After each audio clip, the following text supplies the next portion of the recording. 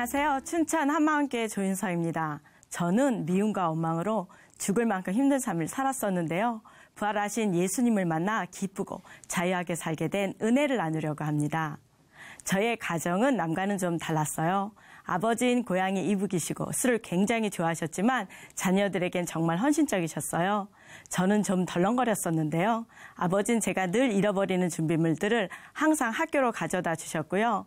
교복을 다림질해 주시고 여고 시절 늦은 하굣길을 늘 동행해 주셨어요. 하지만 아버지께서 하시는 일은 늘 실패였고 엄마는 무슨 일을 해도 다 끝까지 성공하셨습니다. 저는 엄마의 영향으로 자기 주장이 강하고 독립적이었어요. 저희 가족들은 저에게 항상 충고해요. 중요한 일을 할 때는 제발 남과 의논을 하라고 하면서도 고개를 젓습니다. 의논? 무슨 의논? 말이 나오기도 전에 벌써 일은 다 끝났어. 의논 같은 소리 하네. 라고 말해요. 생각에 딱 꽂히면 절대 의논 같은 것은 하지 않고 불도저 같은 행동력으로 모든 일을 다 끝내놓았습니다. 25세 한 남자를 만났어요. 34살이고 덩치가 컸고 자유롭고 자부심이 강해 보였어요. 힘든 일이 많았던 시기였는데 저를 다 받아줄 것 같아 결혼을 하게 되었습니다. 결혼 후 남편은 끊임없이 도전했고 저는 항상 정신이 없었어요. 회사의 영업사원으로 꽤 잘 나가던 남편은 갑자기 신학을 공부하여 바로 전도사가 되었어요. 2년 목회 생활을 하더니 생각을 바꾸어 수원에서 학원을 운영했어요. 학원 운영에 문제가 생기자 춘천으로 왔고 늘 새로운 것을 도전하였던 남편은 춘천에서도 학원을 3번 바꾸면서 학원 전국 체인화를 꿈꾸었습니다.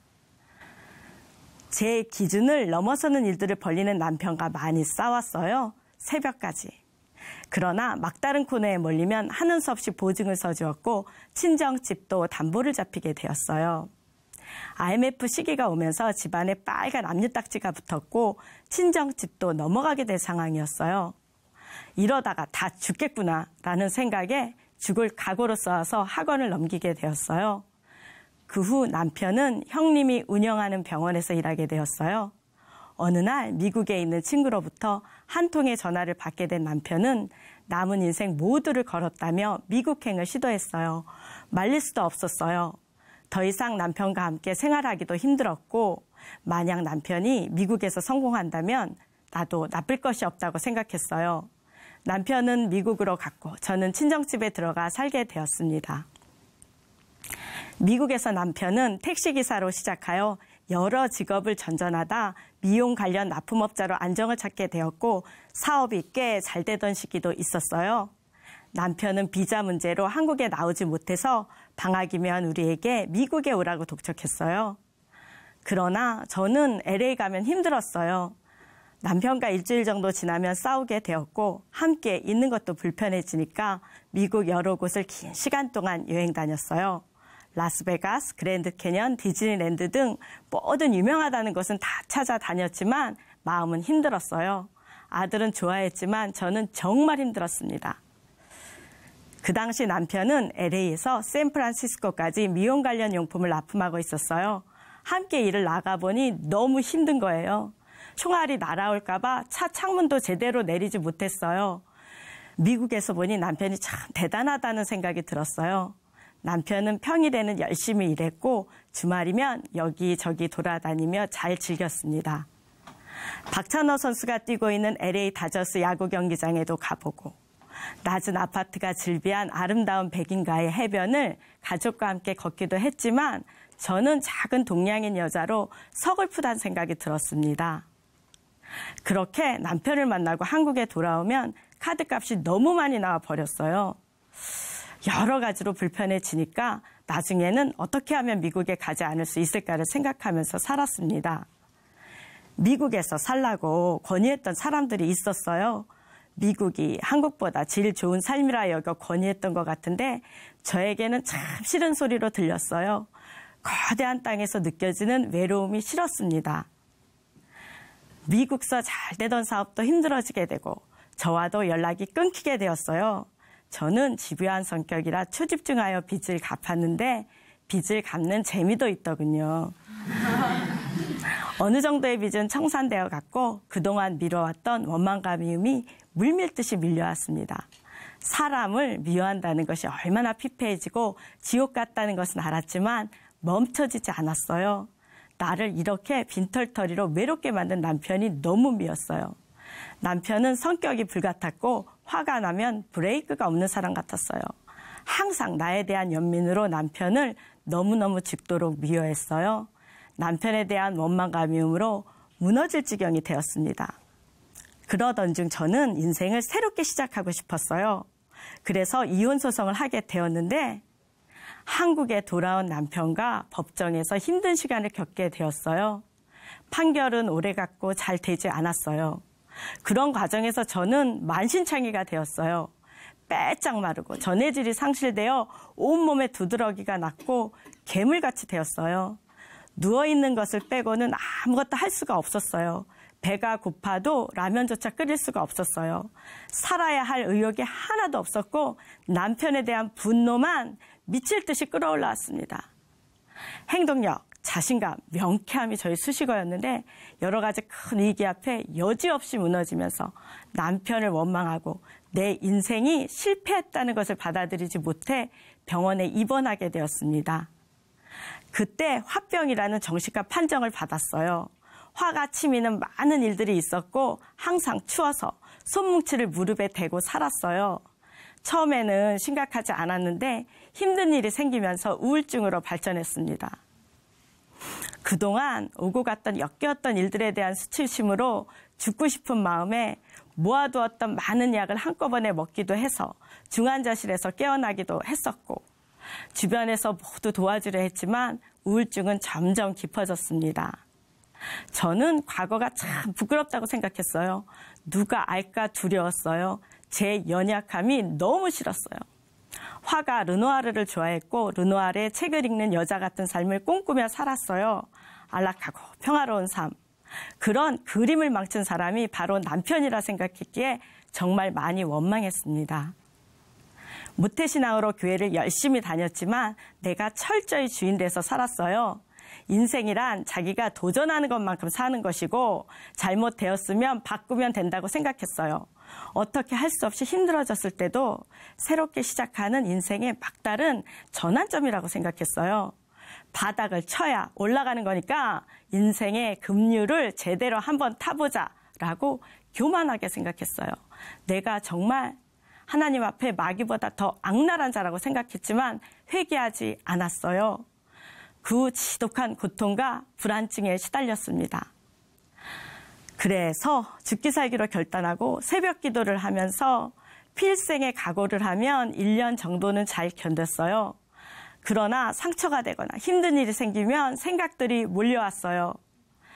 저 사람들은 나를 어떻게 보는 거지? 저 사람들은 내 꼴을 우습게 보고 내가 우울증에 걸렸다는 것을 알고 나를 비웃고 있어. 이런 생각들이 몰려오면서 불면증이 찾아오고 다시 우울증이 재발했습니다. 어떻게 할 수 없는 절박감으로 교회에서 6개월 동안 밤마다 기도하니까 회복되는 것 같았어요. 참 감사하고 기쁘고 평강하고 온 세상이 너무 아름답게 보였어요. 그러나 해결되지 않은 몇 %는 있었어요. 절박한 기도를 통해 우울증은 해결되는 것 같았지만 여전히 판단과 정죄로 힘들어했어요. 그래서 저는 작은 중학교에서 근무했었는데 제 모습과는 다른 한마음교회 다니는 두 선생님을 보며 한마음교회 한번 가보고 싶었습니다. 그래서 토요 찬양 예배에 참석했었는데 너무 기뻤어요. 일단 찬양 속에서 많은 상처들이 치유되었어요.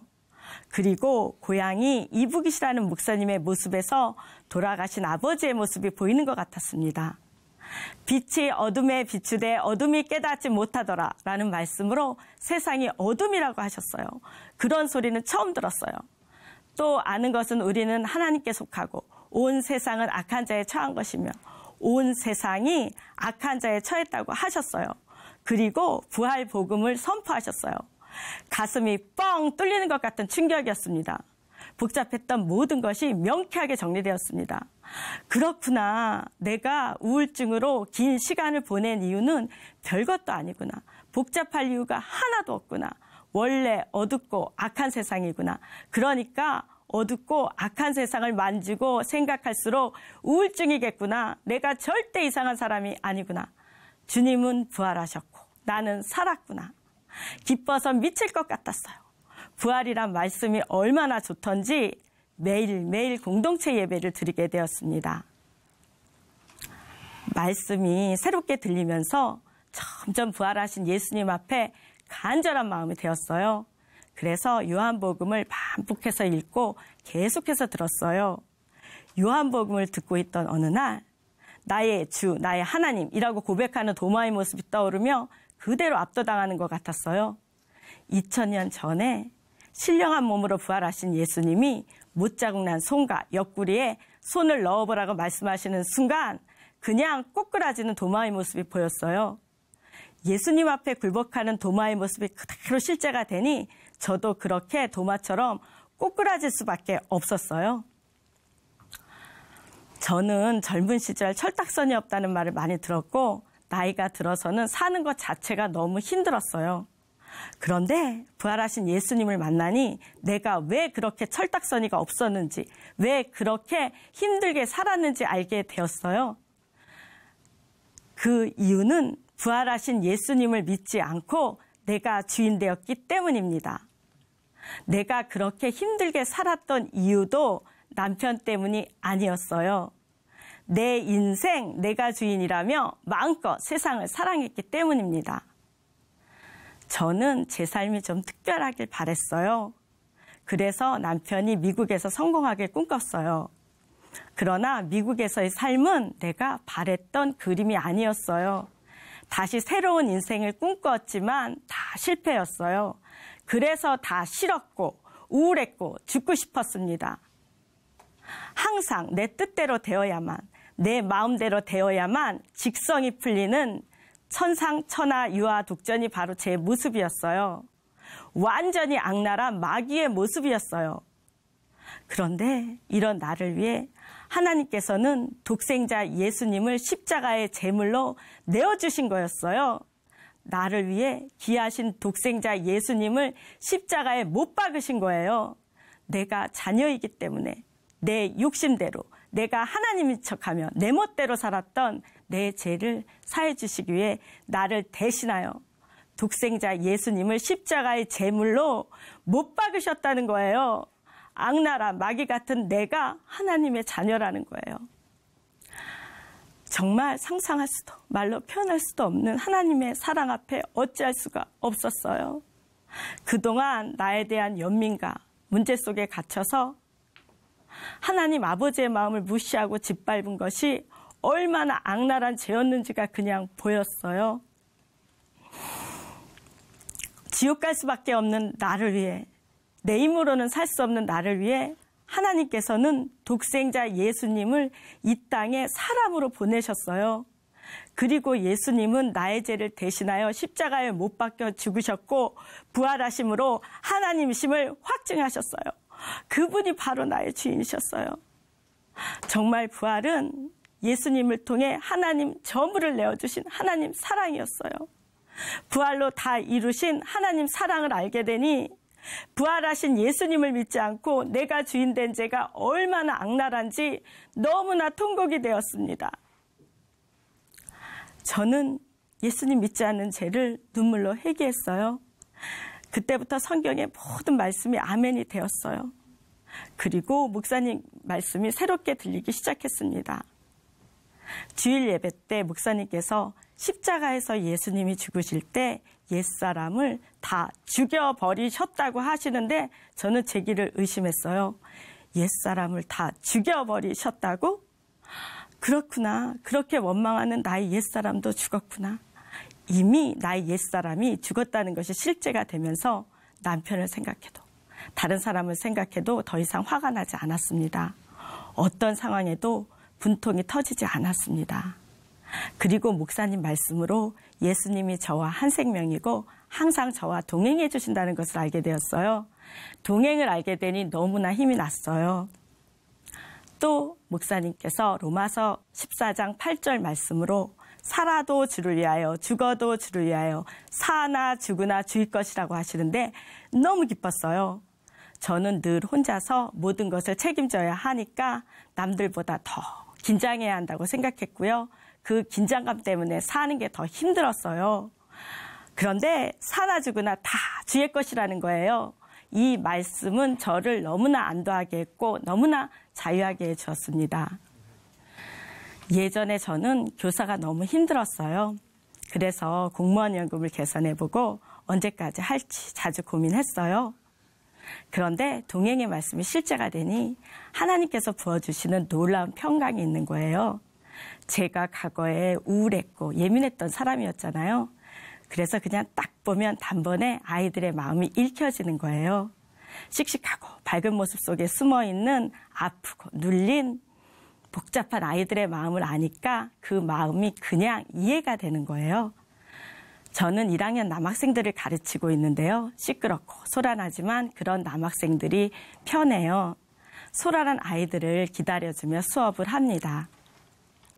남학생들은 종례 시간에 이미 책상에 의자를 올려놓고 당장이라도 뛰어나갈 준비를 하고 있어요. 종례가 끝나기가 무섭게 여기저기 의자가 떨어지고 아수라장이 되어버려요. 그런데 그 속에서 편안함이 느껴지는 거예요. 기쁘게 아이들과 같이 청소를 마무리하면 너무 행복한 거예요. 너무 뿌듯한 거예요. 이런 기쁨이 내게서 나오는 것이 아니라는 것을 아니까 항상 감사한 마음이 듭니다. 제가 부활을 통해 보이지 않는 영원한 나라를 알게 되니 마귀에게 속아서 보이는 세상이 전부인 줄 알고 보이는 것으로 상처받고 원망하며 힘들어하는 사람들에게 꼭 복음을 전하게 됩니다. 아들의 군입대 때 알게 된 아들의 친구가 있었어요. 이 친구는 간절히 복음을 사모하는 마음이 있었지만 집이 너무 멀리 있어 예배를 참석하기 어려웠어요. 그래서 아예 춘천에서 직장을 구하게 하고 저랑 함께 모든 예배를 참석했는데요. 이 친구는 예수님을 주인으로 영접한 후 말씀과 기도에 집중하면서 이제는 어디에서도 복음을 전하는 놀라운 사명자가 되었어요. 일꾼과 함께 학교에서 동아리 모임도 하고 학생들을 상담할 때 복음을 전하며 자녀 문제로 힘들어하시는 학부모님께도 복음을 전했어요. 노방전도도 하고 시장 전도팀을 만들어 지체들과 함께 했습니다. 행복했습니다. 예수님이 제 마음의 주인 되어주시니 이제는 사람들을 있는 그대로 받아들일 수 있게 되었고 영혼에 대한 사랑이 부어지면서 사랑으로 복음 전하며 기도하는 사람이 되었어요. 요즘 예수님과 함께하는 하루하루는 기쁨과 감사가 넘칩니다. 절망 가운데 무너졌던 저에게도 찾아와 주신 부활하신 예수님을 자랑하며 이제는 사명자로 열심히 달려가겠습니다. 감사합니다.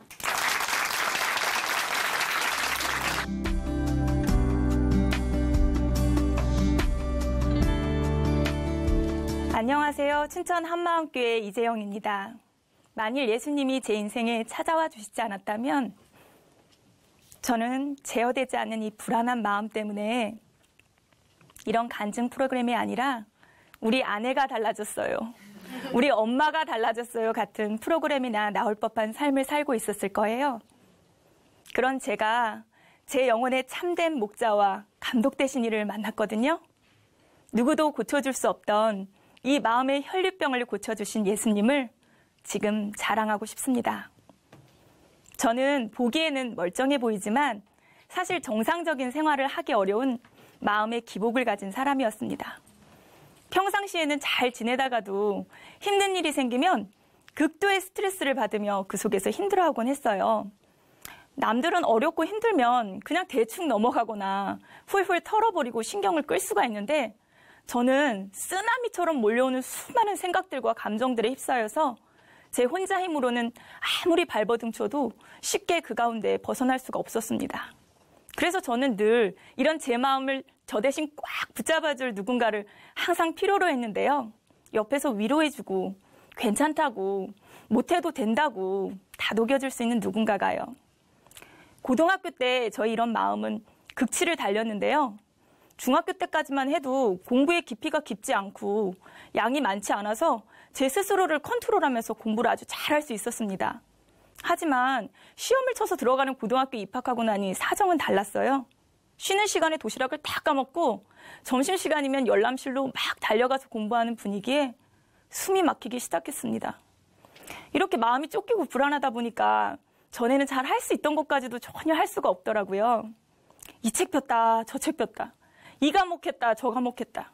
그러다 모르고 이해가 되지 않는 게 나오면 하기는 해야겠는데 뇌가 작동을 멈춘 듯 하얘져서 진도가 나가지지가 않았습니다. 이러지도 저러지도 못하는 그 속에서 3년 동안 저는 발 한번 제대로 편히 뻗고 자본 적이 없었습니다. 이런 힘든 마음을 어떻게든 달래보고자 의지한 사람이 있었는데요. 바로 저희 친언니였어요. 마음이 불안해서 견딜 수 없을 때마다 공중전화기로 달려가서 당시 의대를 다니고 있던 저희 친언니에게 전화를 걸었어요. 그럼 언니가 이건 이렇게 하고 괜찮아 얘기해주면 마음이 조금은 진정이 되었다가 또 불안해지면 전화하기를 반복했습니다. 그러니 매일 전화를 받아줘야 하는 언니는 얼마나 피곤했겠어요.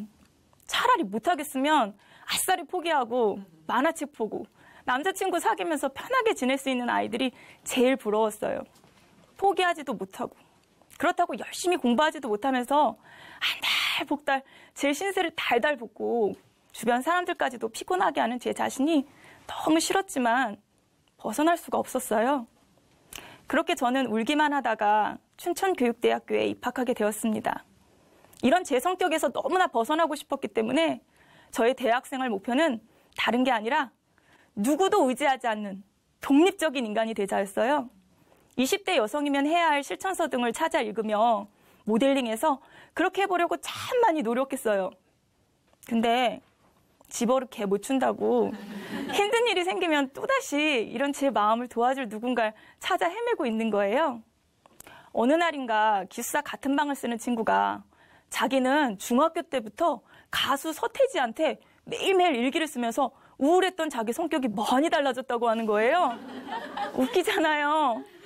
근데 전 그 얘기를 들으면서 내 스스로 나를 변화시킬 수 없다면 나도 이런 나를 변화시켜줄 수 있는 그 누군가를 꼭 만나고 싶다. 그렇게 간절히 바라던 저는 하나님을 찾게 되었습니다. 하지만 너무 막연했고 뭘 어떻게 믿어야 하는지 속 시원히 말해주는 사람이 없었어요. 그냥 교회 열심히 다니고 말씀 듣다 보면 믿음이 생긴다고 하는데 교회 생활 자체를 하고 싶어서 하나님을 찾은 건 아니었기 때문에 너무 답답했어요. 그러다 친구의 소개로 한마음 선교회 언니를 만나 이런 저의 답답함을 이야기하게 되었는데 언니의 대답이 제 마음을 참 시원하게 했어요. 네가 하나님을 믿지 못하는 이유는 다른 게 아니라 하나님이 눈에 안 보여서잖아.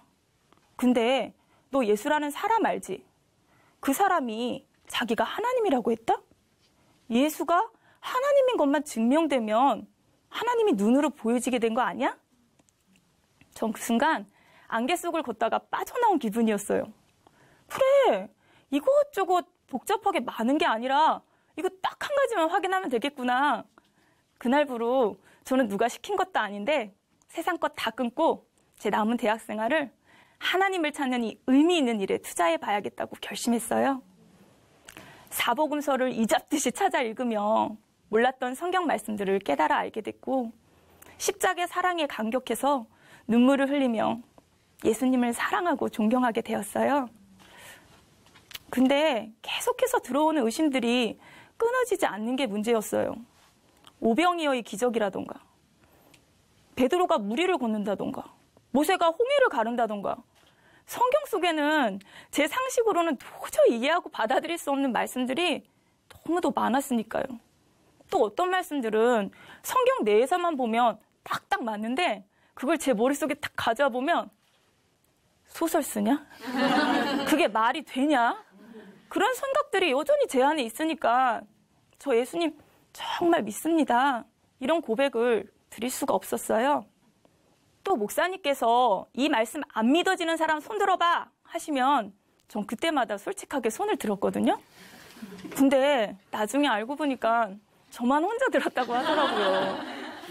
금식도 해보고 성경 말씀을 후려 파보고 요한복음을 통째로 암송도 해보고 별의별 방법을 다 써봤는데도 이런 근원적인 의심들이 해결되지 않으니까 나중에는 너무 절망이 되었어요.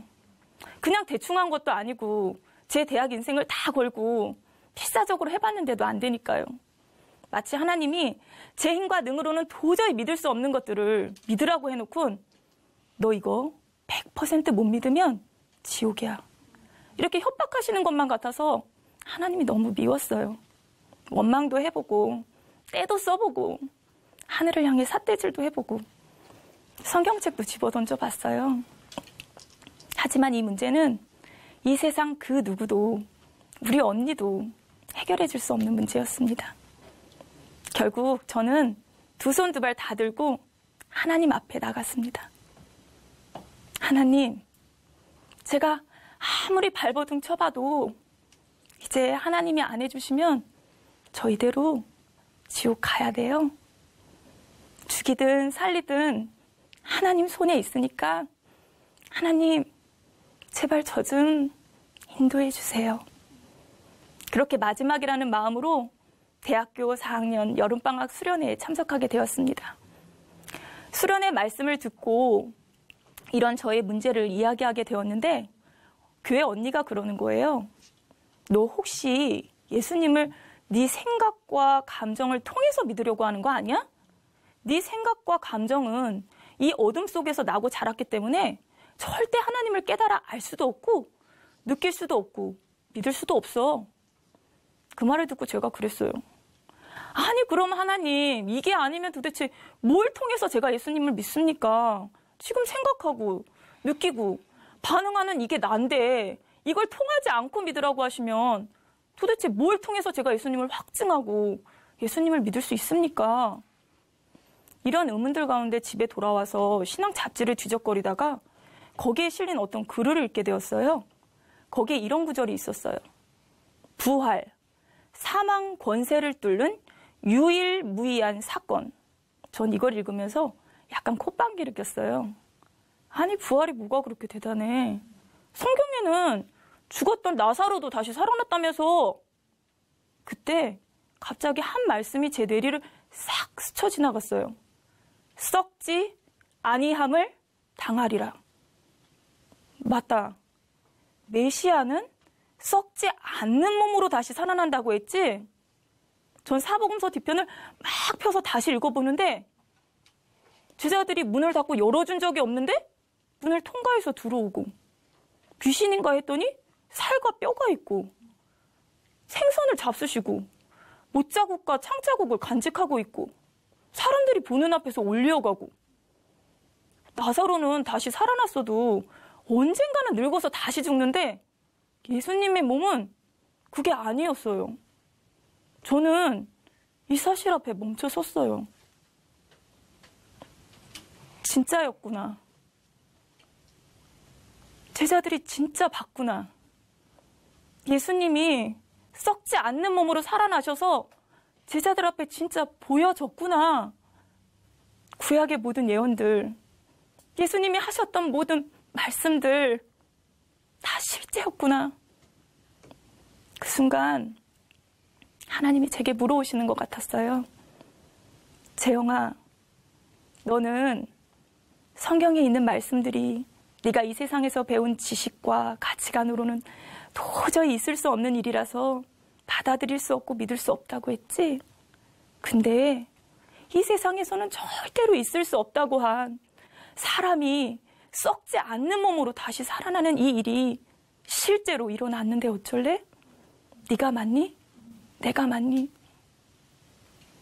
전 그 순간 제 인생 처음으로 하나님 앞에 무릎이 탁 꿇어졌습니다. 예수님, 당신이 맞습니다. 제가 틀렸어요. 하나님이 다시 물어오셨어요. 네가 왜 예수님 못 믿었는 줄 아냐? 아무리 많은 사람들이 너에게 얘기해줬어도 제자들이 생명까지 걸고 전해줬어도 너는 네가 느껴지는 거, 네가 인정되는 거, 네가 아는 것만이 전부라고 여기며 네 인생에서 네가 하나님인 양 살아왔기 때문이다. 전 사실 깜짝 놀랐어요. 저 스스로 항상 부족하고 열등감 느끼면서 살았다고 생각했는데 예수님을 믿지 않는, 아니 믿지 못하겠다고 말하는 제 마음 깊은 중심에 내가 하나님보다 더 똑똑해, 내가 다 알아, 아무리 하나님이 오셔서 뭐라고 하셔도 나한테 안 느껴지면 그런 거 없어, 이런 무시무시한 중심이 제 안에 도사리고 있었기 때문이에요. 전지전능하지도 않은 자가, 모든 것을 다 알지도 않은 자가 하나님인 양 주인 행세를 하며 살아왔으니 그 인생이 제대로 돌아갈 리가 없잖아요. 나쁜 짓 하고 나쁜 마음 먹을 때만 죄인이 아니라 하나님 말씀보다 내 성격이 더 옳다고 여기면서 나 자신을 하나님 위에 올려놓고 내 생각, 내 느낌대로 살아온 인생 전체가 하나님 앞에서는 죄였다는 것을 알고 그 중심의 죄에서 돌이켜 회개하고 예수님을 주인으로 믿게 되었습니다. 아멘. 그날 이후 목사님께서 이 말씀 믿어지는 사람 손 들어봐 하실 때 자신 있게 손을 올릴 수 있었습니다. 그렇게 시작된 13년의 신앙생활, 동화 속 공주님의 이야기처럼 그렇게 예수님을 믿고 변화되어 영원토록 행복하게 살았답니다. 끝. 그랬으면 좋겠는데 쭉 지속되지 않는 게 문제였어요. 제 마음이 성령으로 충만하고 말씀이 임하고 기도로 하나님과의 사귐이 잘 될 때는 모든 것이 오케이였어요. 누가 짜증나게 해도 패스, 힘든 일이 생겨도 패스. 암 환자들과 이주한 고려인들을 찾아가 복음을 전해드리기도 했고 매주 퇴근 후엔 한 번씩 병원에 가서 맛있는 음식을 나눠드리고 전도하고 또 영혼이 있다고 하면 어디든지 가서 만나고 주와 복음을 위해 하늘을 날 듯이 기쁘게 살기도 했습니다. 하지만 제게 말씀이 안 들리고 기도가 막히고 제 마음에서 기쁨과 감격이 사라지면 이 모든 것들은 저에게 무거운 짐이 되고 극도의 스트레스가 되어버렸습니다. 지금 내 상태가 이런데 이런 내가 무슨 예배를 드리고 말씀을 전하냐, 이런 수많은 생각들에 시달리며 예배당에 앉아서 예배를 드리는 것 자체만으로도 힘이 들 때가 있었어요. 그럼 나름 벗어나 보려고 발버둥을 쳐보다가 안 되면 튕기듯 세상으로 도망을 쳤습니다. 세상이 좋았다기보다는 그렇게 해서라도 그런 압박감에서 벗어나고 싶었어요. 자꾸만 이런 신앙의 큰 기복이 반복되다 보니까 나중엔 하나님이 은혜를 주셔도 하나님, 저 어차피 이거 쭉 가지 못할 거면 아예 시작도 안 할래요 하며 자꾸만 뒤로 물러서게 되었습니다. 도대체 뭐가 문제일까? 나는 정확하게 부활의 주님을 만나 굴복했는데 왜 그럴까? 전혀 해답이 없어 보였습니다. 그렇게 지쳐가고 있을 무렵 작년에 우리 목사님께서 제가 있는 지역에 갑작스럽게 부흥 집회를 인도하러 오셨어요. 목사님께서는 이 시대가 왜 이렇게 힘들까? 왜 청년들이 다 교회를 떠났는가? 왜 십자가 앞에서 제자들처럼 신앙이 실패하는가에 대한 주제로 말씀을 선포하셨습니다. 전 실패라는 말씀에 귀가 솔깃했어요. 하나님, 저 정말 왜 이렇게 실패하는 거예요? 안다는 생각을 내려놓고 말씀에 집중하기 시작했습니다. 목사님께서 한 형제의 간증을 보여주셨는데요. 자기 체험, 십자가의 간격이 자기에게 너무도 커서 부활의 말씀을 들으면서도 예수님의 부활을 자기 신앙에서 어디에 두어야 할지 몰랐었다는 간증이었어요. 그러시면서 이 시대가 동일하게 자기가 하나님 앞에서 붙잡고 있는 그것 때문에 정작 전능자가 이 땅에 오셔서 죽으시고 부활하신 이 사건 자체가 얼마나 큰 것인지 보지 못하고 넘어가고 있다고 하실 때 제가 무엇에 실패하고 있는지 보여졌습니다. 제가 대학교 4학년 때 성령의 비침으로 부활의 주님을 만나게 되었을 때의 그 감격, 저 개인적으로 그 감격이 저에게 너무도 커서 그런 정도의 수준으로 부활이 제게 다가오지 않으면 저는 부활 사건 자체가 얼마나 큰 것인지 보지 못하는 소경이 되어 있었습니다. 기도하는 가운데 하나님께서 물어오셨습니다. 그 감격과 비침이 안 오면 어쩔 건데? 그런다고 예수가 죽고 부활한 이 사실이 없어지냐? 너에겐 그저 아무 의미 없는 일이 돼버리냐? 너는 전도 못하고 기도 못하고 말씀대로 제대로 못 살아서 지금 나에게 나올 수 없다고 핑계대고 있지만 실상 너는 다른 표적만을 구하며 내가 이미 내 아들을 이 땅에 친히 보내서 죽게 하고 다시 살려서 모든 사람에게 믿을 만한 증거로 준 이 큰 증거는 이미 안다고 무시하고 여전히 네가 주인 되어 예수님을 믿지 않고 있다. 나는 네가 다른 죄가 아니라 바로 이 죄를 지금 회개하기 원한다.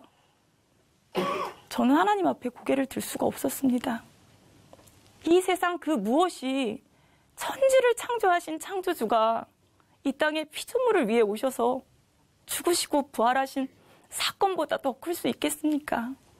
어찌 그것을 나는 이미 알았으니 되었다고 하겠습니까? 그날 이후 저는 은혜, 감격, 삶의 변화가 아니라 오직 전능자께서 이 땅에 오셔서 주시고 가신 부활의 표적만을 붙드는 믿음의 삶을 살기 시작했습니다. 여전히 제게 은혜와 감격 그런 게 없으면 전 마음이 너무 힘들고 사람 따라 환경 따라 막 요동을 쳐요. 예전 같으면 이런 제 마음 좀 어떻게 해달라고 하나님께 매달렸을 테지만 지금은 아니에요. 그냥 마음의 상태와 상관없이 전능자께서 이 땅에 오셔서 죽으시고 부활하신 이 변함없는 사실을 바라봅니다. 그리고 고백합니다. 예수님, 당신은 저의 주인이세요. 당장 보여지고 느껴지는 이것들이 진짜가 아니라 예수님의 말씀만이 실상이라는 거 부활하셔서 저에게 보여주셨잖아요. 지금 이 모든 것들, 요동치는 이 마음까지도 이젠 제게 달린 게 아니라 저희 주인이신 예수님께 모든 주권이 있다는 거 저 믿어요. 그리고 느낌과 감정과 상관없이 예수님을 믿는 믿음으로 걸어갑니다. 근데 신기한 거는요. 부활로 드리는 이 믿음의 고백이 평생 제 마음을 흔들어대며 역사하던 원수의 사슬을 끊어버리는 것을 경험합니다. 변화는 변화 자체가 아니라 예수님이 부활하신 것만 바라볼 때 저절로 따라오는 선물이었습니다. 이제 저는 힘든 일이 생길 때마다 쓰나미처럼 몰려오는 수많은 생각들과 감정들이 더 이상 두렵지 않습니다. 부활하셔서 지금도 살아계신 예수 그리스도 그분께서 제 마음의 주인으로 와 계시니까요. 이 치열한 영적 싸움 가운데 부활로 승기를 잡으며 믿음으로 더욱더 전진하겠습니다. 감사합니다.